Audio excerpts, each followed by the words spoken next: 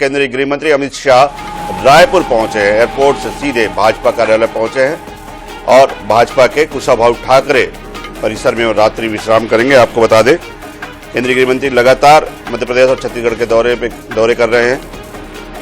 17 नवंबर को होने वाले मतदान के लिए को लेकर प्रचार में हैं और आज मध्य प्रदेश से सीधे यहां पर एयरपोर्ट पहुंचे हैं और एयरपोर्ट से सीधे राजधानी रायपुर स्थित कुशाभाऊ ठाकरे परिसर पहुंचे, जहां पे वे रात्रि विश्राम करेंगे।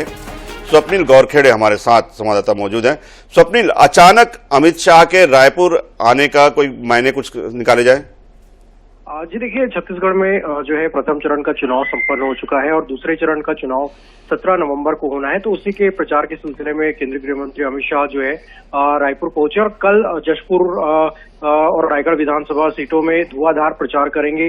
जशपुर के जो है कुनकुरी, पत्थलगांव समेत अन्य विधानसभाओं में चुनावी सभाओं को संबोधित करेंगे। इसके साथ ही रायगढ़ में भी अमित शाह जो है कल शाम 5 बजे रोड शो करेंगे। तो अब दूसरे चरण का चुनाव छत्तीसगढ़ में होना है, उसके सिलसिले में लगातार जो है केंद्रीय नेताओं का दौरा होना है। तो उसी सिलसिले में अमित शाह जो है प्रचार के लिए जो है छत्तीसगढ़ पहुंचे हुए हैं और अभी प्रदेश कार्यालय कुशाभाऊ ठाकरे पहुंचने के बाद वरिष्ठ नेताओं के साथ उनकी बैठक जारी है और इस बैठक में जो प्रथम चरण के चुनाव हुए हैं उसका फीडबैक अमित शाह ले रहे हैं कि किस तरीके से जो मतदान हुआ है तो क्या स्थिति भाजपा की और 20 सीटों में कितनी सीटें भाजपा को मिल रही है। इन तमाम विषयों पर अभी फिलहाल जो है वरिष्ठ नेताओं के साथ चर्चा की जा रही है और इस बैठक में जो प्रदेश के सह प्रभारी जो मनसुख मंडाविया हैं वो मौजूद है, प्रदेश प्रभारी ओम माथुर इस बैठक में जो मौजूद है। इसके अलावा और भी जो वरिष्ठ नेता हैं वो इस बैठक में मौजूद है और इस बैठक में जो दूसरे चरण में अब किस तरह जो है चुनावी प्रचार करना है, कौन कौन से बड़े नेता आएंगे, इन तमाम विषयों पर भी बैठक में चर्चा हो रही है। जी स्वप्निल, जैसे कि हमने देखा कि छत्तीसगढ़ में पूरी जो चुनाव की प्रचार है वो कमान अमित शाह ने संभाल रखी है।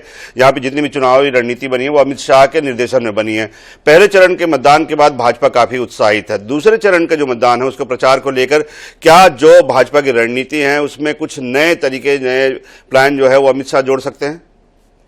जी बिल्कुल, अभी जिस तरीके से प्रदेश में महादेव सट्टा एक्ट को लेकर जिस तरीके से ईडी की कार्रवाई हो रही है तो एक बड़ा मुद्दा ये रहेगा चुनाव में और दूसरे चरण के जो अब प्रचार होंगे तो इस मुद्दे को खासतौर पर भाजपा उठाने वाली है। और पहले चरण में देखा गया है कि कई केंद्रीय मंत्री जो है वो छत्तीसगढ़ पहुंचे थे और दूसरे चरण में भी अब राजनाथ गडकरी, नितिन गडकरी, रक्षा मंत्री राजनाथ सिंह, इन तमाम नेताओं को आना है। तो इनके दौरे को लेकर भी आज कहीं ना कहीं एक जो है रूपरेखा तैयार की जाएगी और अब चूंकि दिवाली का त्योहार है तो दिवाली के अगले दिन से माना जा रहा है कि रक्षा मंत्री जो है छत्तीसगढ़ दौरे पर आ सकते हैं। सरगुजा संभाग की कई सीटों में वो प्रचार करेंगे। नितिन गडकरी का दौरा भी तय किया जाना है। तो जो बड़े नेता पहले चरण में नहीं आए वो दूसरे चरण में आकर जो है प्रचार प्रसार करेंगे। इन तमाम विषयों को लेकर फिलहाल अभी इस बैठक में जो है रूपरेखा इसकी तैयार की जा रही है। जी शुक्रिया स्वप्निल पूरी जानकारी के लिए। स्वप्निल गौरखेड़े बता रहे थे कि केंद्रीय गृह मंत्री अमित शाह यहां पर पहुंचे हुए हैं और अलग अलग नेताओं से यहां पर फीडबैक ले रहे हैं और कल